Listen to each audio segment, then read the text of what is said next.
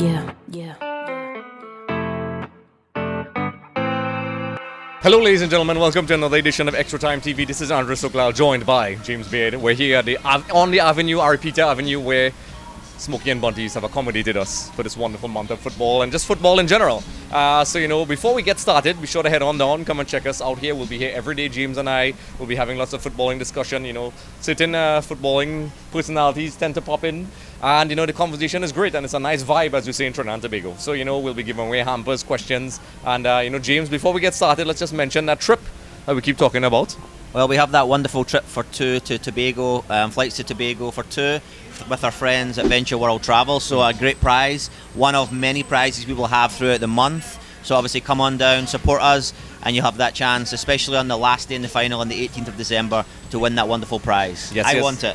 Folks, like I said, we have to watch out for James impersonators. So also, we want to say a big shout out to the people in Suriname and our fans all over the world, Malaysia and so on, Stephen, John, everybody. It's heartwarming to see in the analytics, the viewership that we get all over the place. So James, we're going to head straight into the action. The first game, obviously, the Three Lions took on Iran, or Iran, depending on how you say it. It ended up 6-2. A lot of people had some issues with England heading into the tournament. They were worried about the defense, but they had a very convincing 6-2 victory. There was some, and we'll speak about both in a little while, but what do you think about the overall performance of England?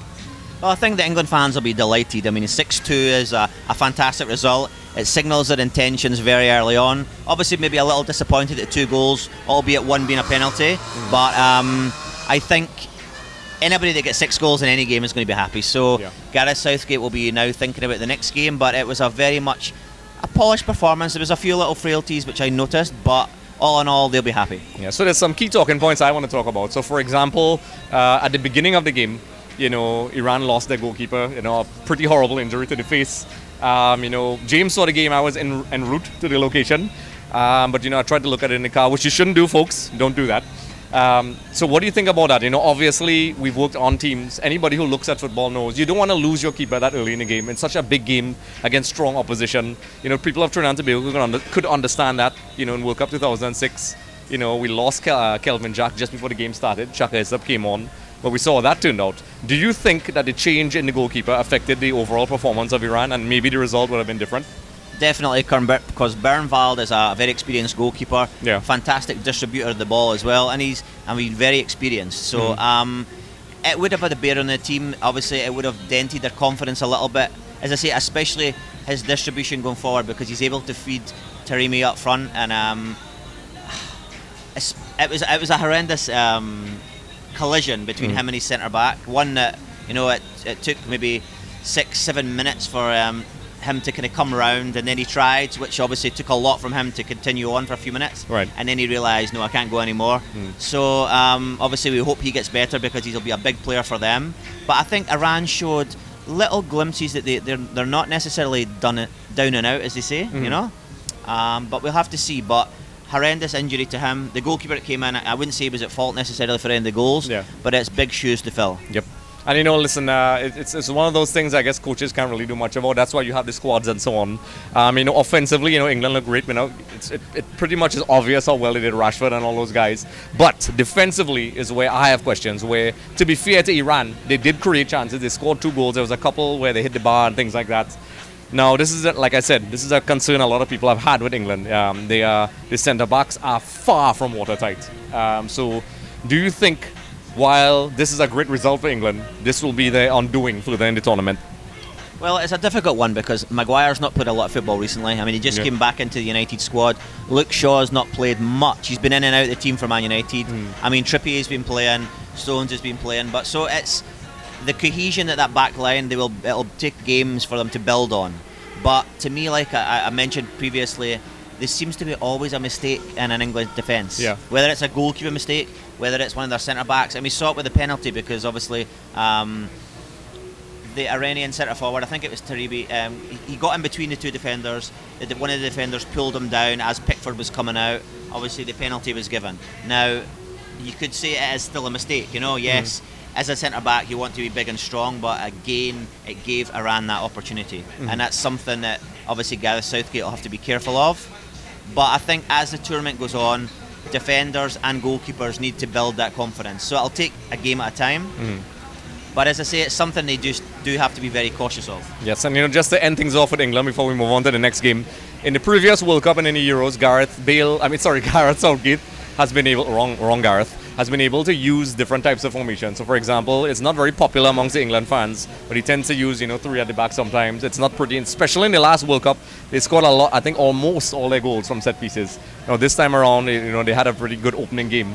What do you think about his tactics today, his formations? Well, I like a 4-2-3-1 personally as a coach, and I think if England play that, I think they will progress a lot further than going back to maybe a 3-5-2 or something like that. So I think it's a good switch. It's just if the players adapt to it well. Right. We know they've had a lot of injury problems, England, so we will see. But it worked today. As I say, it'll take a few games for them to get going. But the one thing we have to remember is Iran's main striker, Tarebi, is a fantastic player, Yep. And he obviously got the 2 goals, and he's a nuisance. He's probably one of the unsung heroes that we don't know about. People don't talk about him because he's from Iran maybe, but he's done well at Porto. He scored 20 to 25 goals, obviously, there in Portugal. So he's a player that can be a nuisance, can find the back of the net, and he did it twice today. So he'll be delighted. Obviously, the score in a whole won't be great for him, but it's something for him to show the world what he can do. Correct. So, folks, we're going to move on to the next game. Obviously, Senegal took on Netherlands, and that's one of our friends' favorite teams. But before we move forward, folks, we just want to let you all know, be sure to like, subscribe, follow the Smokey and Bunty social media page, also extvmedia.com. We'll have a lot of articles and fun stuff and prizes and giveaways as the tournament goes down. This is a lot of places. There is a lot of places that people can go, but this is the place for you all to go. So we're heading into the next game. Netherlands got a 2-0 victory over Senegal. It was a pretty close game heading into the close to the end. A Mane-less Senegal, but they still performed really well. And in the end, although it was 2-0, the game was a lot closer than it looked. James, what are your thoughts on Van Gaal and his performance and his team? Well, first of all, I want to say that I thought Senegal were fantastic for long periods of the game. I mean, we thought obviously without Mane they would be, it would be done and dusted. They'd be going home pretty quick, but they looked so good on the ball. They looked good going forward. They were expansive. They created space, and I think Dia, their centre forward up top, did a phenomenal job. So, even although they lost the game 2-0, I thought Holland at the start were very rigid. I thought Janssen up front didn't give me anything, and then they obviously had to make the substitute. And I thought De Jong there, he blew hot and cold for long parts of the game. Yeah. But as we know, Van Gaal is a real tactician. He made the right changes, and obviously they got the 2 goals at the end. And Napo, one of the players that everybody's talking about, and then obviously Klaassen scored the second goal. So, but one thing to say, it was 2 basic goalkeeping mistakes from Mendy. Obviously we know him from the Premier League, but the first one, a cross ball into the box, he didn't do too well coming out. He lost it, and obviously they got the goal. And then the second one, he parries it out into an area where he knows Klaassen's coming into. I mean, goalkeeping 101, he should know better, and obviously he was punished for it. Yes, and you read my mind with the goalkeeping question because I was going to ask about that, but James read my mind, folks. See, we jumped ahead with the questions. But overall, Van Gaal likes to play, even at Manchester United when he was there. Before he went to Manchester United, that performance he did at the 2014 World Cup, he likes to play 3 at the back, which could switch to 5 at the back. He did it again today.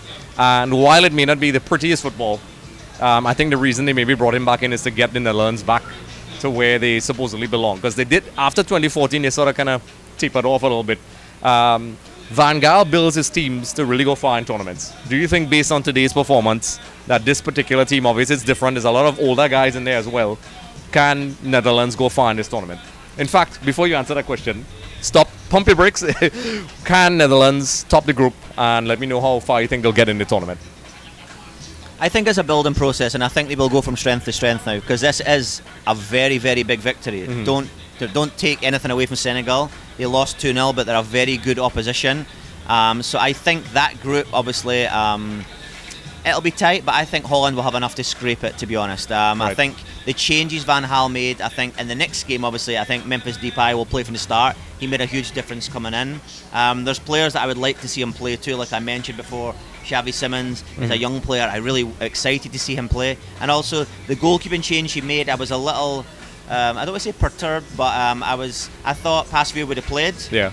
But the goalkeeper came in and made 2 fantastic saves, so it shows you that they have that depth. So, all in all, I do think they can push on. Do I think they have enough to go and win the tournament at this particular moment? No. But when guys like Dumfries start going, and they have, to me, he's one of the best attacking fullbacks in the game. Yep. So Inter Milan. Yeah, I mean, I think they once they start building the momentum, they will be able to give some of the big guns a good run for their money. I agree. That's why I asked that question, because I know a lot of people, they mention the Argentinas and the Brazils and even the Portugals, which people are slipping on, by the way. James and I think Portugal are going to cause some trouble. Netherlands are always a team that they may not be the total football teams of the past, which was the last golden generation, I think, with the Kluiverts and the Seedorfs and the Edgar Davids. But they are still a very formidable team and tactically strong. So, folks, let us know what you think in the comment section below about that. What do you think? We know there's a lot of fans of this team, especially in Trinidad and Tobago, and our fans all around the world. So, James, we're going to jump to the next game. The final game of the day. Wales took on the United States of America. Well, USA versus Wales, whatever. It ended 1-1. USA started off really good in the first half. They got a goal. The son, in fact, I was going to say this, but I'll put some trivia. The goal scorer is the son of a famous footballer. And we're going to let you all put the answer in the comment section below. And those who get it right will have a draw, and the winner will get one of our prizes, which will include, some of the packages and hampers that we have here at Smokey and Bunty's. Maybe a FIFA 23, who knows, maybe a couple other things. And I can tell you all, if you really don't know, yep, send me a message. I can tell you the answer to that, because I know who it is. So James is trying all sort of tactics. He'll probably want the prize, folks. Do not listen, but that's a hint, so you could put that in the comment section below. When we post this video up as well, let us know what you think, and also come on down to the bar. When you purchase items, you could enter and win some of these things. So moving along, and now back to the game, folks. So the game ended 1-1. USA started off really strong. Greg Berhalter and his men looked really solid. It's a team, we spoke about this, Kevin mentioned, it's a lot of players that play in Europe, Dest and all these guys, McKennie, Juventus, Barcelona, and so on. And it did really well. And then in the second half, Wales came and they really kind of took the game to the US. We saw some injuries there. Pulisic looked like he still played, but he looked like he wasn't 100% okay. And, eventually they got a penalty. But Wales really looked like they were going to snatch the game at one point. So, what do you think about the performance, the overall game? I thought it was a game of two halves, as you say. I mean, obviously America were the better team in the first half. Right. I thought Matt Turner had a great game for America. He had some big saves, obviously. But I think the first half, Weston McKennie and all these guys, they seemed to boss the game. I mean, it was a very physical encounter. A few yellow cards, a lot of hard tackles. But I think tactically, Rob Page made a little mistake in terms of obviously not playing Kiefer Moore from the start. Right. He made the change and it made a huge difference.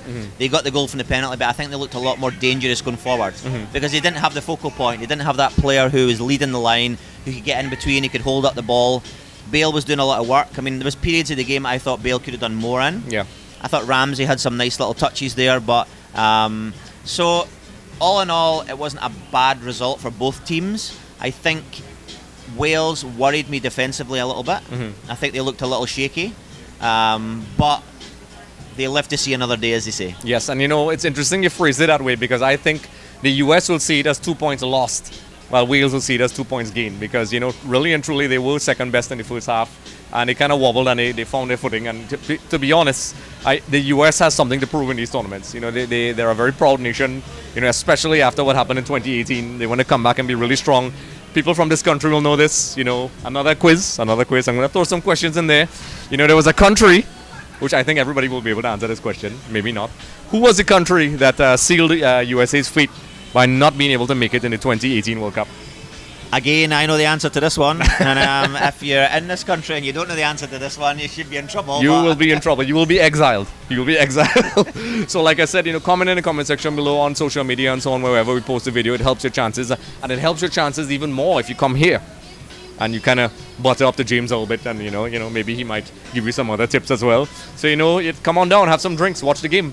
I know there's a lot of rain out there, but we'll be all cozy and cuddly inside, Smokey and Bundy's with our TV and lots of footballing love. But back to the game, folks. So like I said, Greg Berhalter will feel like it's 2 points lost. I felt like he, tactically for me, I think the US started to lose control of the middle as well, where they didn't know. It comes down to game management then for me.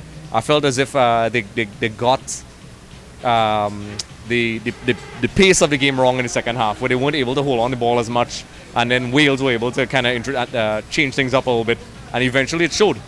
And to be honest, Wales were lucky not to really kind of snatch maybe 2 or 3 goals in total. But it ended with Greg Berhalter's men getting 1 point. What do you think about USA's chances after this game advancing from the group and just their general performance overall? Well, one little worry I'd have after this game is there was a few little niggles. Like Pulisic looked like he picked up a knock. I think it was McKennie. I think Weah actually maybe pulled up as well at one point. Mm-hmm. I mean, a few of the Welsh players did too. So I think, again, you talk about game management, but it's group management now. You know, how you can sustain yourself, get the best out of your team. Obviously, there's no easy game in this competition. You know, everybody wants to go forward. I think both teams showed that they have something. Is it enough? I don't think so at the moment. Yeah. They're going to have to, they're going to have to find that third and fourth gear, even that fifth gear. But it was an interesting opening game. You don't want to lose your opening game. You want to have at least a point on the board. Yeah. And they both got that. Yes. So, folks, let us know what you think in the comment section below. There's a couple of people down here who really were supporting Wales. I know Trinidadians have a lot of love for anybody who's playing against USA. But for American fans here and online, you could let us know what you think about, the US chances. And, we'll be here tomorrow as well. So, I'll be trying to do a watch along as well. So that'll be a live stream. And then James and I will be here doing our wrap-up show, our daily show. But before we go, there's a topic, James, a bit off topic as well. On social media, there's an image that popped up on social media with Cristiano Ronaldo and Messi, the two GOATs, depending on who you ask, playing chess. Now, James and I had a discussion. We have a theory, James. The one thing I want to say, first of all, just wait. I know Trinidadians are going to hear goats and they're going to think curry. We're not talking about that kind of goats. We're not specifically speaking about that, folks. Players in the world. Yes. Interesting image. Yes. Good point, James. Yeah, we had to verify that, folks. So it's not edible goats. It's the footballing goats. So, that's an interesting image. I'll put it up on the screen while we speak. James, this has caused a lot of theories, and you and I have always had this dream that we always wanted Cristiano Ronaldo and Messi to play together at some point. There's this stupid rivalry about who's better than who. They're different, whatever. That's a whole other discussion. Let us know what you think in the comment section below about that. But James, I think we have the same theory, but let me know what you think about this picture. Well, I think the song in the background's talking about being back, but I think Ronaldo's going to be, that's what he's going to be back in this tournament and bring something big. But I think, as you're talking about that future move, we will see. But I would love to see Messi and Ronaldo play together. Yes. I mean, obviously, there was no quietness that Mbappe said that he wants to leave. Mm-hmm. There's a void to fill there. I would love to see it. Yeah, so I'm thinking, I agree with James. I suspected when he was originally going back to England, James and I had a show, which I'll put a link in the description below. That was a while back, but we were trying to figure out where he was going to go. Very few clubs. Andre, there's no coincidence that to me everything happens at the right time, and everything from the interview with Piers Morgan to walking down the tunnel in the Tottenham game. To me, the fact that it happened so close to the World Cup, so close to then the transfer window. I mean, I don't want to say that Ronaldo planned it out, but there's definitely something in the making. Yep. You could actually cue the X-Files music playing right now, conspiracy theories. His kind words towards Messi, I'm thinking, listen, if you're going to play with a guy next season or in a couple of weeks, you need to start doing the PR. So, it may not be like the most tactical thing. A lot of people saying he's past it, which I disagree with. I mean, yes, he's not the same guy, but he's still a top quality player and could hurt you. And those who underestimate him, do so at your own peril. That's what I'll say. But I think it's a pretty solid possibility that we may be seeing him go there. And the reason why I say that before we go, folks, I'm going to wrap it up here with this, is that, there's few clubs that can afford him. It's as simple as that, where is he going to go? Unless he decides to cut his wages and go back to Sporting Lisbon or maybe to the MLS with David Beckham. I think if I am the guy who's in charge of PSG, and we know who you are, he would be like foaming at the mouth thinking about, hey, could you imagine the marketing insanity having Cristiano Ronaldo, Messi, and guys like Neymar there as well, and the possible departure of Mbappe. So we'll see. Let us know what you think in the comment section below, folks. That's what James and I think, or hope. And the one thing to think about, Andre, the football's not done. We have more football tomorrow. Now we go up from 3 games to 4 games. Yes. Obviously, from 6 a.m. we have your team Argentina taking on Saudi Arabia. Yes. Then we have Denmark and Tunisia at 9 o'clock, and then we will be covering obviously your 2 games in the afternoon at 12 o'clock, which will be Mexico versus Poland. Big game. We'll get to see that Mexican flair. Yes. And then France against Australia. Now, it's interesting, the Australia one, because when I was looking through the squad beforehand, I think there's around 12 players Scottish-based playing for Australia. So, I mean, obviously Celtic have an Australian coach, just like the whole influx when Xavi took over in Saudi Arabia, Qatar, when he was coaching there. So Obviously, Celtic now have a few players playing, a few St Johnstone, Hearts. So it's going to be very interesting from a Scottish perspective to see how Australia do, but we're up against the mighty France. Yes. Benzema-less. Benzema-less, I like that. So folks, let us know what you think in the comment section below. Don't forget to like, subscribe, share, follow on the Smoky Body social media page, the EXTV page. Also head over to extvmedia.com. We have so much content, folks. We have crazy stuff on TikTok. We want to laugh at and have fun with us. We also have, prizes to give out, and also we'll be doing some live streams. I'll be doing some predictions because everybody knows I'm a gamer. James as well, so I'll probably try to do some predictions where I'll play along as well. You can check that out as well as the tournament goes along. And come on down, folks. Have some fun with us. We'll have some drinks. We'll talk some football. And this is what the World Cup and football is about. Even if the World Cup wasn't going on, this is why we still have the show. We have lots of football going on. So James, we're gonna get some rest and come back tomorrow because football will be played.